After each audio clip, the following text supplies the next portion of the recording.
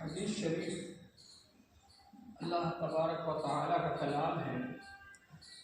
قرآن پاک میں اور حدیث شریف میں فرق ہے کہ اللہ تعالیٰ نے قرآن پاک کے تو الفاظ بھی نازل فرمائے اور حدیث پاک کا مضمون اللہ تعالیٰ نے حضور صلی اللہ علیہ وسلم کے دل میں القاء و الہام فرمایا اور حضور صلی اللہ علیہ وسلم نے اس بات کو اپنی طرف سے بیان فرمایا اپنے الفاظ میں۔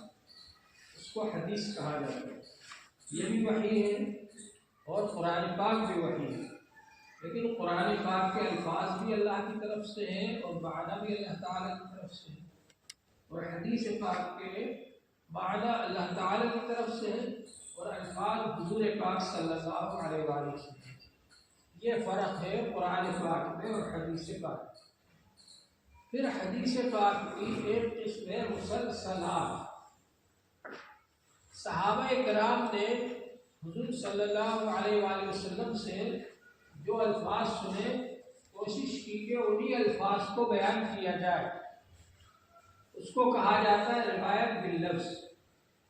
ایک ہے روایت بالمعنی، یعنی صحابہ اکرام نے اس کا مضمون اپنے دل میں محفوظ کر لیا اور اپنے الفاظ میں اس کو بیان کر دیا، وہ ہے روایت بالمعنی۔ تیسری چیز یہ ہے کہ صحابہ اکرام نے اس بات کی کوشش کی کہ حضور پاک صلی اللہ علیہ وسلم نے اس حدیث کو بیان کرتے وقت کوئی خاص کام کیا ہے یا کوئی خاص طریقہ اختیار کیا ہے، اس کو بھی بیان فرمایا۔ حتیٰ کہ اگر کسی حدیث میں حضور صلی اللہ علیہ وسلم اس حدیث کو بیان کرتے وقت مسکرائے ہیں تو مسکرانے کا بھی ذکر ہے۔ اگر حضور پاک صلی اللہ علیہ وسلم کسی حدیث کو بیان کرتے وقت ہنسے ہیں تو ہنسنے کا بھی ذکر ہے، اور زیادہ ہنسے ہیں اس کا بھی ذکر ہے۔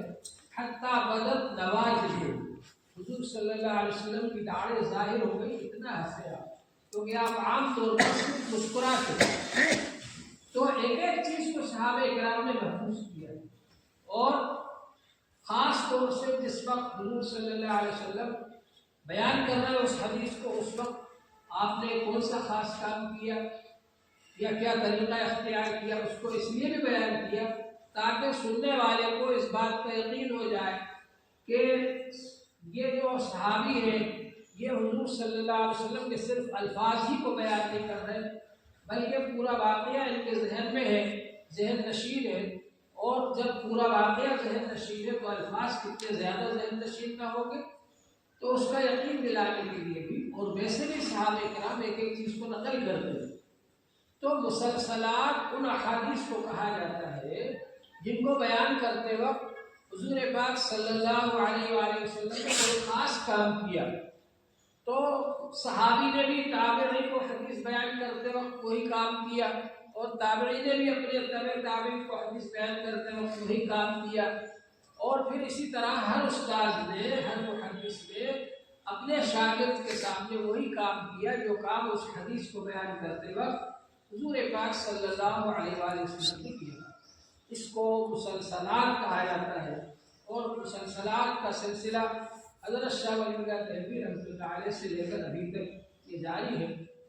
بات کی بات کہ کس طرح سے شاہ ولی اللہ دہلوی رحمۃ اللہ علیہ حدیث کو یہاں ہندوستان میں لے کر آیا، کس طرح انہوں نے پھیلایا، اس کو ہم بعد میں بیان کریں گے۔ ابھی تو صرف مسلسلات کے بارے میں آپ حضرات کو بتائیں۔ آگے بہت بڑھتا ہے۔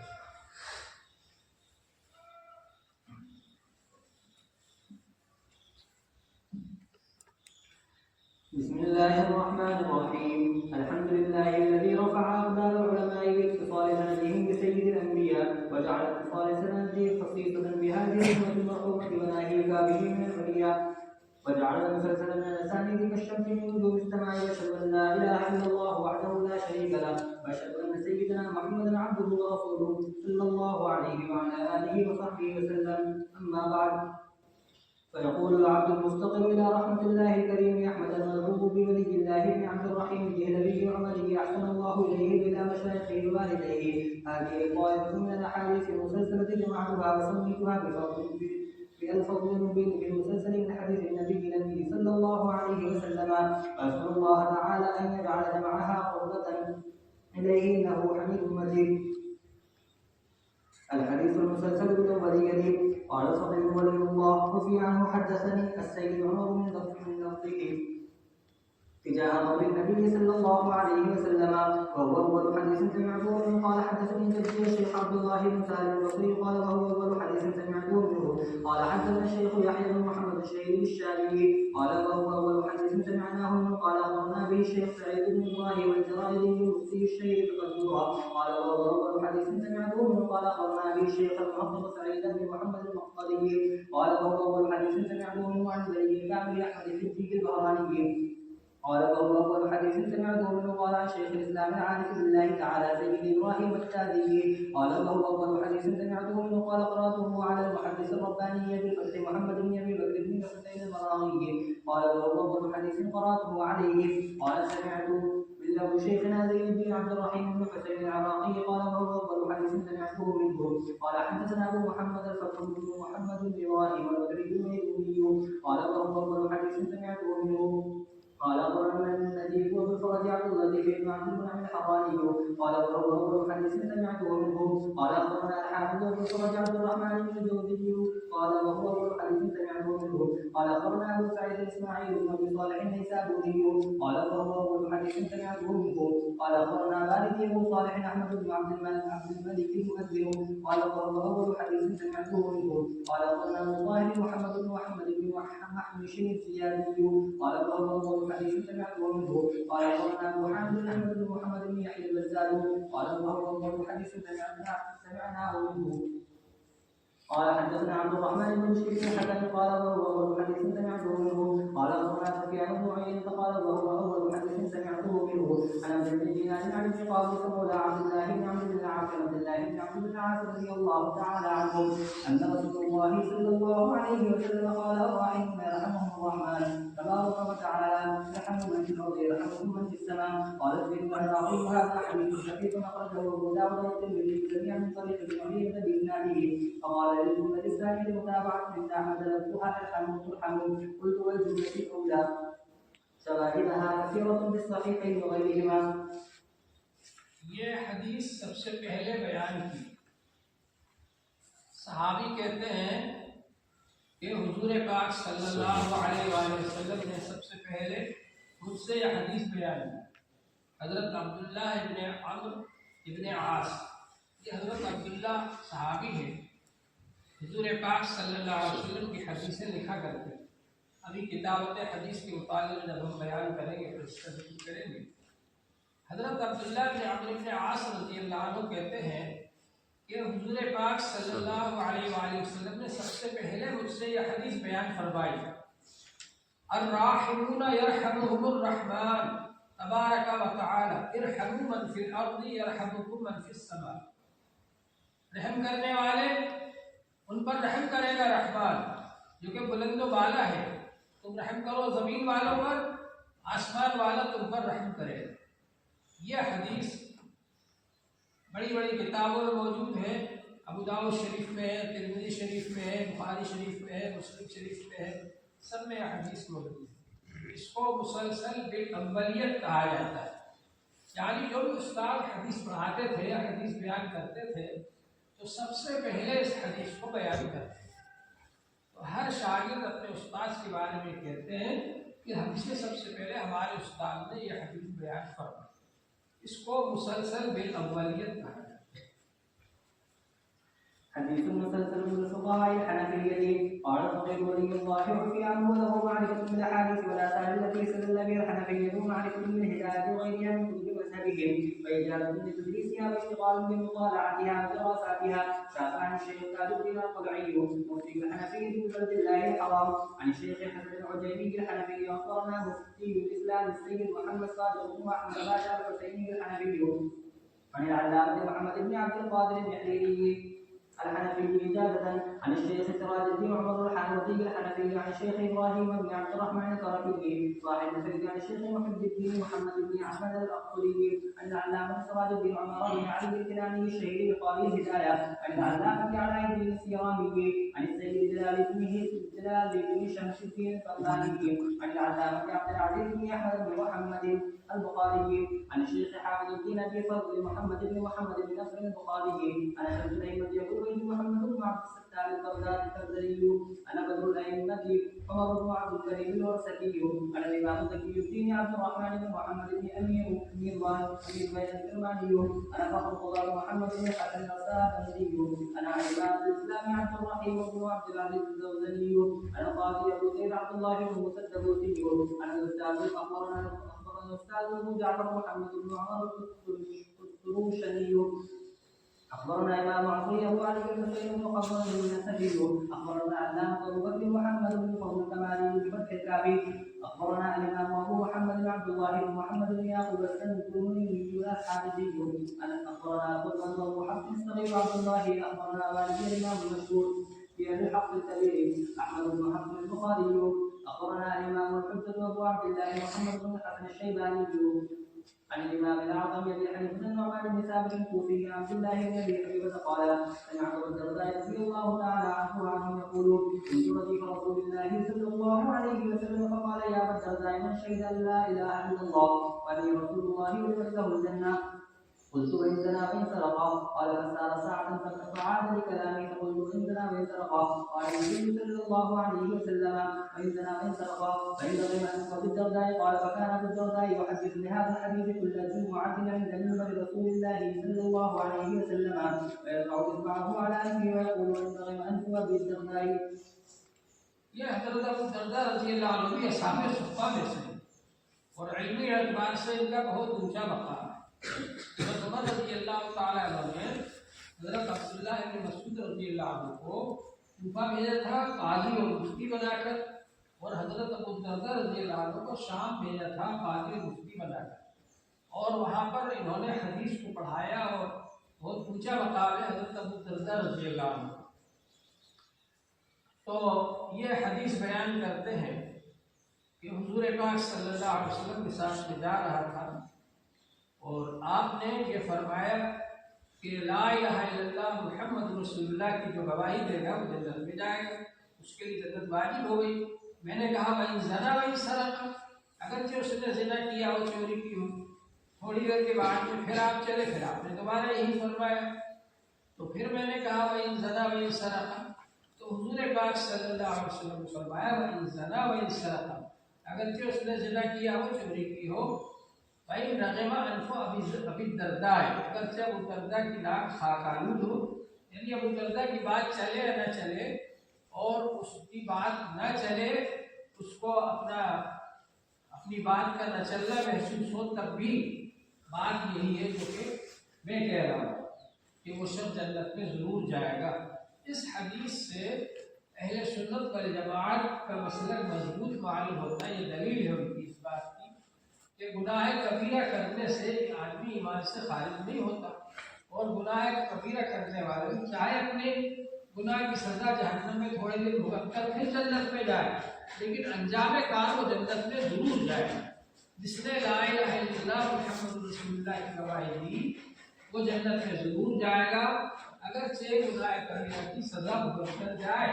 اور یہ بھی ہو سکتا ہے کہ اللہ تعالیٰ اس کو معاف کر کے شروع ہی میں جنت میں داخل فرما دے, بہرحال وہ جنت میں ضرور جائے گا جس نے لا الہ الا اللہ محمد رسول اللہ کی گواہی دی. یہ حدیث اس بات کا ثبوت ہے کہ گناہ کبیرہ کرنے کی وجہ سے آدمی ایمان سے خارج نہیں ہوتا ہے, جو کہ اہل سنت والجماعت کا عقیدہ ہے. قال الفقيه رحمه الله وفي المشافعة عن الشيخ تاج الدين القلعي مفتي الحنفية عن الشيخ حسن العجيمي الحنفي عن ابي الشيخ خير الدين الرملي الحنفي عن الشيخ محمد بن سراج الدين الحنفي الحنفي عن احمد بن الشلبي الحنفي عن ابراهيم الكركي الحنفي عن الشيخ يمين الدين يحيى بن محمد القاضي الحنفي عن الشيخ محمد بن البخاري الحنفي عن الشيخ حافظ الدين محمد بن علي البخاري الطاهري الحنفي الحنفي عن فضل الشريعة عبيد الله بن مسعود الحنفي عن جده تاج الشريعة محمود الحنفي عن والده فضل الشريعة أحمد الحنفي عن والده جمال الدين عبيد الله بن إبراهيم المحبوبي الحنفي عن محمد بن أبي بكر البخاري وعرف بإمام زاد الحنفي عن أبي فضل شمس الأئمة بكر بن محمد الزرنجري الحنفي عن شمس الأئمة عبد العزيز بن أحمد الحلباء الحنفي عن أبي علي بن الحصين بن الخضري النسفي الحنفي عن أبي بكر محمد بن فضل البخاري الحنفي عن أستاذ عبد الله بن محمد بن الحارثي الحنفي عن أبي حفص الصغير محمد الحنفي عن أبي حفص الكبير أحمد بن حفص البخاري الحنفي عن الإمام الرباني محمد بن الحسن الشيباني عن الإمام أبي حنيفة النعمان بن ثابت عن محمد بن مسلم عن عبد الله بن بريد عن أبيه قال كان رسول الله صلى الله عليه وسلم إذا بعث صلية أوصى إلى صاحبها بتقوى الله في نفسه خاصة أوصاه من معه لنفسه خير ثم قال أوصوا بسم الله في سبيل الله قالوا وكفر بالله لا تقولوا ولا تقولوا ولا تمثلوا ولا تقتلوا الهدى فإذا لقيتم عدوكم من المشركين فادعوهم إلى الإسلام فإن أسلموا فاقبلوا منهم وكفوا عنهم واخبروهم أنهم من المسلمين لهم ما لهم وعليهم ما عليهم فادعوهم إلى التحول إلى دار الإسلام فإنه فاخبروهم أنهم دعوا بالمسلمين فيجري عليهم حكم الله الذي يجري على المسلمين وليس لهم في الفيء ولا في الغنيمة نصيب فإنه فاخبروهم إلى إعطاء الجزية فإن فعلوا فاخبروا ذلك منهم وكفوا عنهم فإذا حاصرتم أهل حسن أو مدينة فاسألوكم أن تنزلوهم على حكم الله ولا تنزلوهم فإنكم لا تدرون ما حكم الله فيهم ولكن انزلوهم على حكمكم ثم احكموا فيهم بما رأيتم إذا حاصرتم أهل حسن أو مدينة فأرادوكم على أن تعطوهم ذمة الله وذمة رسوله ولا تعطوهم ذمة الله ولا ذمة رسوله ولكن اعطوهم ذممكم وذمم آبائكم فإنكم إن تغفروا ذممكم فهو أعظم. أخرج هذا الحديث الإمام محمد بن الحسن في موصوله وفي كتاب الآثار قلت وأنا أربي المقصود وكتاب الآثار في هذا. یہ سند ایسی ہے کہ اس میں حنفی فقہا ہے. اس سے پہلے والی سند میں بھی حنفی فقہا تھے. اس میں غزوے کے آداب بتائے گئے ہیں, جنگ کے آداب بتائے گئے ہیں. اسلام وہ مذہب ہے جو جنگ کرنے کو اچھا نہیں سمجھتا اور اس بات کو اچھا نہیں سمجھتا کہ جنگ کی جائے, لیکن اسلام اس بات کی دعوت دیتا ہے کہ لوگ ایمان قبول کر لیں, اپنے اللہ کو, اپنے خالق کو, مالک کو پہچانے اور اس کے حکموں پر چلیں. تو سب سے پہلے اسی کی دعوت دی جاتی ہے, اور اگر لوگ انکار کریں تو پھر جزیے کی دعوت دی جاتی ہے. جزیہ کا مطلب یہ ہوتا ہے کہ ہم سے صلح کر لو, جزیہ دو. اور جزیہ اس لیے لیا جاتا ہے تاکہ اسلامی فوج ان لوگوں کی حفاظت کرے جو غیر مسلم ہیں, ایمان نہیں لا رہے, مگر وہ اسلامی ملک میں رہیں گے تو ان کی حفاظت اسلامی فوج کرے گی. اسلام نے یہ طریقہ اختیار کیا کہ غیر مسلموں کو فوج میں داخل نہ کرتے ہوئے پر یہ ذمہ داری نہ ڈالتے ہوئے کہ آپ لوگ سرحد پر جاؤ اور حفاظت کرو ملک کی, یہ ذمہ داری ان پر نہیں ڈالی. تم اپنے گھروں پر رہو, ہماری جو فوج ہے مسلمانوں کی وہ سرحد پر جائے گی اور اگر دشمن حملہ کرے گا وہ مقابلہ کرے گی, تمہاری حفاظت کرے گی, مگر اس کے بدلے میں تم کو جزیہ دینا پڑے. تو جزیہ کے ذریعے صلح کی جاتی ہے. اب اگر وہ لوگ ایمان بھی قبول نہ کریں اور جزیہ بھی دینے سے انکار کریں تو مجبوری کے درجے میں پھر قتال اور جہاد میں فرق ہے. جہاد یہ تینوں چیزوں کا نام ہے, دعوت الاسلام, دعوت الجزیہ, یہ سب جہاد ہے. پھر آخری درجہ ہے قتال. قتال کے بارے میں آپ نے پڑھا ہوگا نور الانوار وغیرہ پہ کہ وہ حسن لعینہ ہی نہیں ہے بلکہ حسن لغیرہ ہی ہے, یعنی مجبوری کے درجے میں, جبکہ نہ تو ایمان قبول کر رہے نہ ہی جزیہ قبول کر رہے, تو پھر مجبوری کے درجے میں قتال ہوتا ہے. تو قتال جو ہے وہ مجبوری کے درجے میں ہے. جیسا کہ آپ نے سنا ہوگا کہ لال رنگ کی گاڑی آتی ہے آگ بجھانے کے لیے, اور اگر اس کے راستے میں 5-10 آدمی کھڑے ہو جائے اور وہ یہ کہے کہ نہیں ہم تو نہیں جانے دیں گے, تو اس لال رنگ کی گاڑی کو, فائر بریگیڈ کی گاڑی کو قانونی طور سے اس بات کی اجازت ہے کہ 5-7 آدمیوں کے اوپر سے ہو کر گزر جائے. کیوں؟ اس وجہ سے کہ جہاں اس کو جانا ہے وہاں زیادہ نقصان کا خطرہ ہے، اور یہ لوگ نہ تو اس گاڑی کو آگے جانے دے رہے، نہ ان کو اس بات کی فکر ہے کہ وہاں کتنا خطرہ ہے، کتنا نقصان ہو سکتا ہے۔ تو قانونی طور پر اجازت دی گئی اس گاڑی کو کہ وہ ان کے اوپر سے ہو کر گزر جائے۔ تو اسلام کی گاڑی جہاں جانا چاہتی ہے، پوری دنیا میں امن قائم کرنا چاہتی ہے، اسلام امن قائم کرنا چاہتا ہے پوری دنیا میں۔ اب اگر کچھ لوگ اس کے راستے میں کھڑے ہو جائیں اور کہیں نہ تو ہم ایمان قبول کریں گے، نہ دوسروں کو کرنے دیں گے، ایمان کی گاڑی کو ہم آگے نہیں بڑھنے دیں گے، تو مجبوری کے درجے میں پھر ان سے قتال کیا جائے۔ لیکن قتال کے بھی بڑے آداب بتلائے گئے اسلام میں۔ چنانچہ یہاں بھی اس حدیث میں آیا کہ بچوں کو قتل نہ کرو، دوسری حدیثوں میں بھی موجود ہے کہ عورتوں کو قتل نہ کرو، بچوں کو قتل نہ کرو، مذہبی پیشواؤں کو قتل نہ کرو، بوڑھوں کو قتل نہ کرو، جو ہتھیار لے کر میدان میں آئے مقابلہ کرنے کے لیے ان سے جنگ کرو۔ یہ آداب بتلائے گئے، اور عین اس وقت کے لیے بھی آداب بتلائے گئے، اس وقت بھی تم کو ان آداب کا خیال رکھنا ہے۔ تو بہرحال یہ آداب جہاد سے متعلق حدیث ہے، اور یہ فقہائے حنفیہ سے منقول ہے۔ أحاديث مسلسلة في أشياء البيت.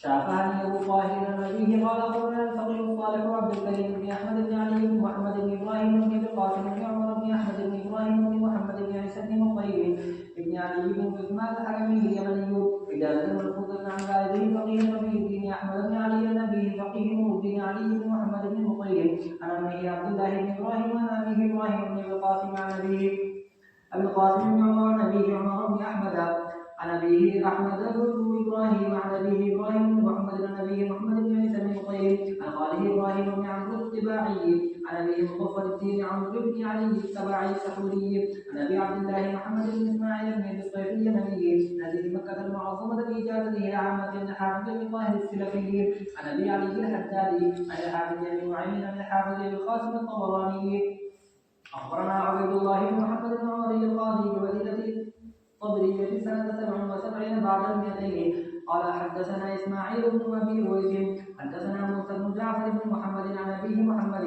عن جده علي بن حسين عن الحسين بن علي عن علي رضي الله تعالى عنه قال قال رسول الله صلى الله عليه وسلم من سب الأنبياء قتل ومن سب أصحابي جلد قال الطبراني لا يروى عن علي إلا بهذا الإسناد فرد به ابن أبي أويس.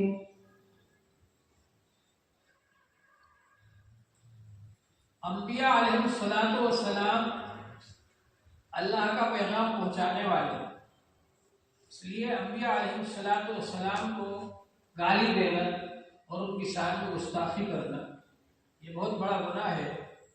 اور یوں سمجھیے ایک طرح سے آدمی مرتد ہو گیا، جس طرح سے مرتد کی سزا قتل ہے، اسی طرح سے اس حدیث پاک پہ یہ بھی بیان کیا گیا کہ جو شخص نبی کو گالی دے اس کو قتل کر دیا جائے۔ دوسری بات یہ کہ صحابہ کو جو شخص گالی دے اس کو کوڑے مارے جائیں۔ حضور پاک صلی اللہ علیہ وسلم نے صحابہ کے بارے میں بھی فرمایا کہ صحابہ کو برا نہ کہو، لا تسبوا اصحابی، میرے صحابہ کو برا نہ کہو، گالی نہ دو۔ تو معلوم یہ ہوا کہ صحابہ کو گالی دینا، صحابہ کو برا کہنا یہ بھی اسلام کی نظر میں اتنا بڑا گناہ ہے کہ اس کو کوڑے مارے جائیں گے، اور جو نبی کی شان میں گستاخی کرے اس کو قتل کر دیا جائے۔ یہ حدیث مروی ہے اور یہ اہل بیت سے روایت کی گئی ہے۔ اس کے راوی سب کے سب اہل بیت، اہل بیت کا بہت بڑا درجہ ہے۔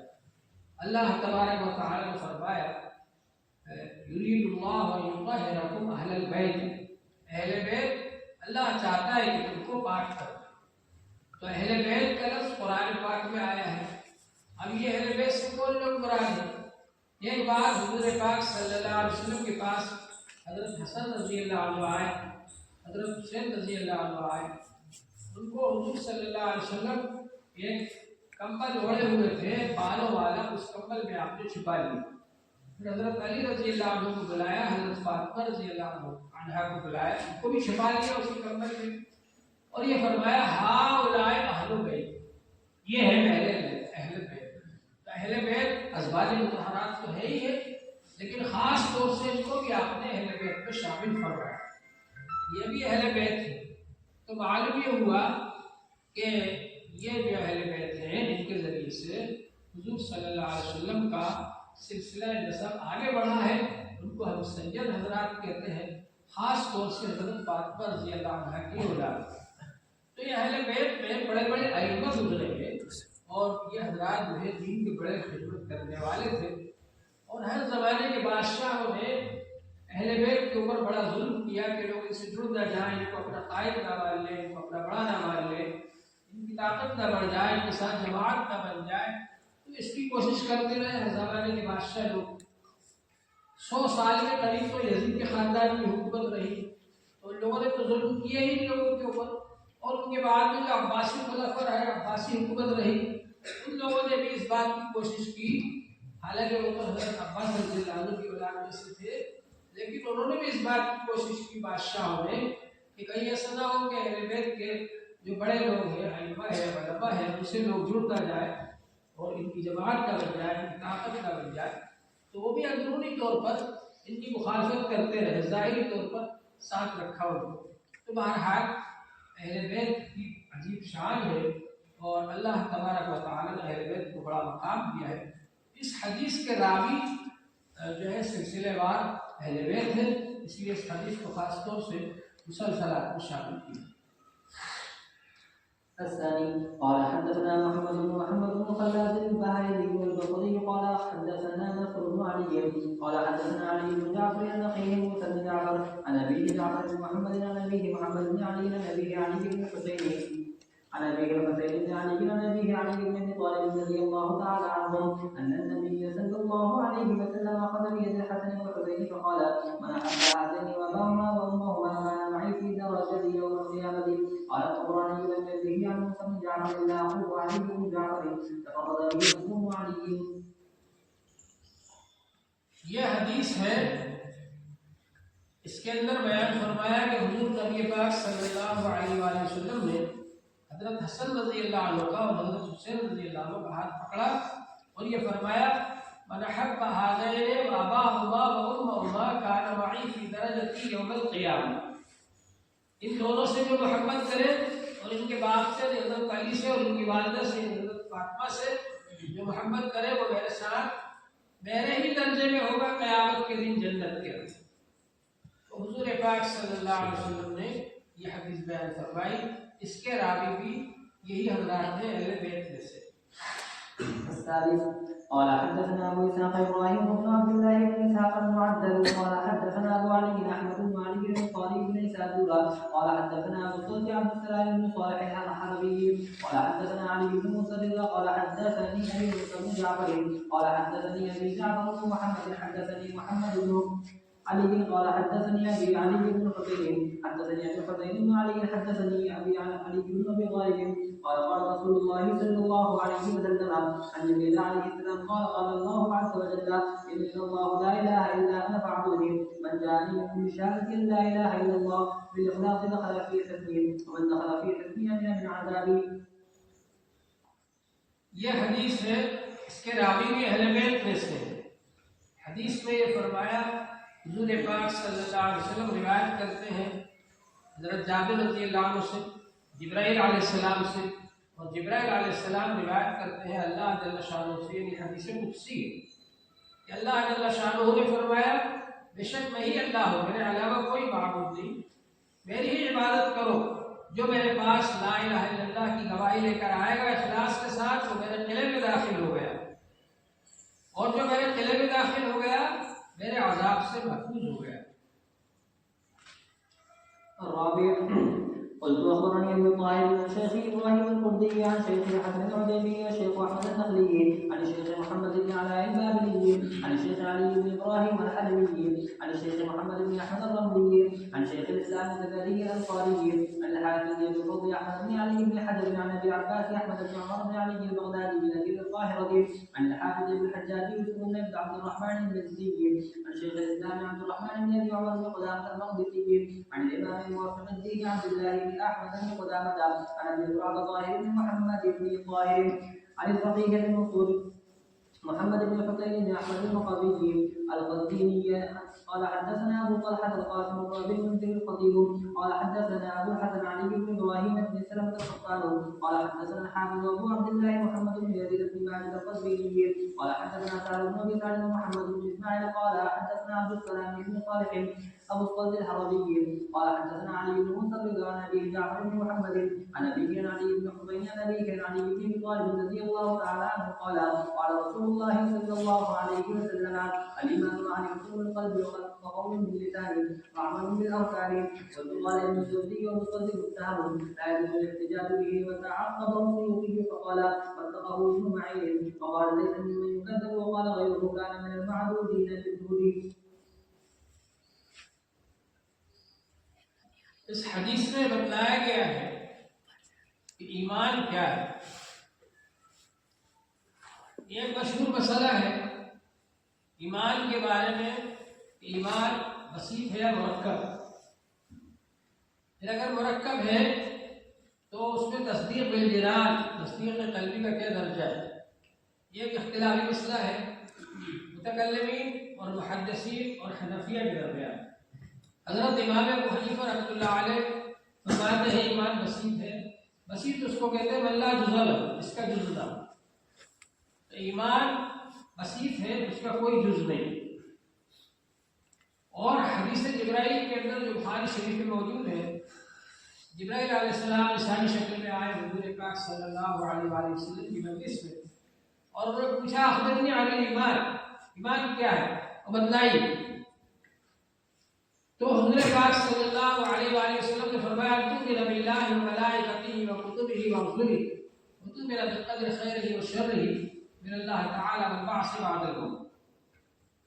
ایمان یہ ہے اس پر یقین رکھو اللہ تعالی ایک ہے، بڑی قدرت والا ہے، ہمارا خالق و مالک ہے، اس کے علاوہ کوئی معبود نہیں. اس پر یقین رکھو کہ اس نے فرشتوں کو بنایا ہے.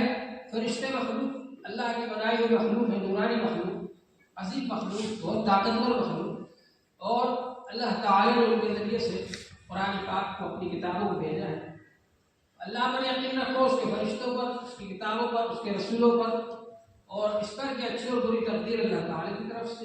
اور اس پر یقین رکھو کہ موت کے بعد دوبارہ اللہ تعالی پیدا فرمائیں گے، دوبارہ اٹھائیں گے اور میدان حشر میں کھڑا ہونا ہے اور اللہ کے دربار میں حساب دینا ہے اپنی زندگی. ان 7 چیزوں پر یقین رکھنے کا نام ایمان. یہ حدیث جبرائیل کے اندر موجود ہے. اب ایمان جو ہے امام ابو حنیفہ رحمۃ اللہ علیہ کہتے ہیں یہ سب چیزوں کا یقین کر لینا، انسان کے دل میں یقین ہو جائے اس بات کا، یہ ایمان. اور جو حضرات یہ کہتے ہیں کہ ایمان مرکب ہے، اس میں متکلمین بھی ہے اور محدثین بھی ہے، تو وہ یہ کہتے ہیں کہ ایمان تصدیق بالجنان، دل سے تصدیق کرنا، اقرار باللسان زبان سے اقرار کرنا، عمل بالارکان اعضاء اور جوارح سے عمل کرنا. ان تینوں چیزوں کے مجموعے کا نام ہے ایمان. لیکن اس میں متکلمین یہ کہتے ہیں کہ اس میں تصدیق بالجنان کو بہت زیادہ اہمیت حاصل ہے. جیسے انسان کا سر کاٹ دیا جائے وہ زندہ نہیں رہ سکتا.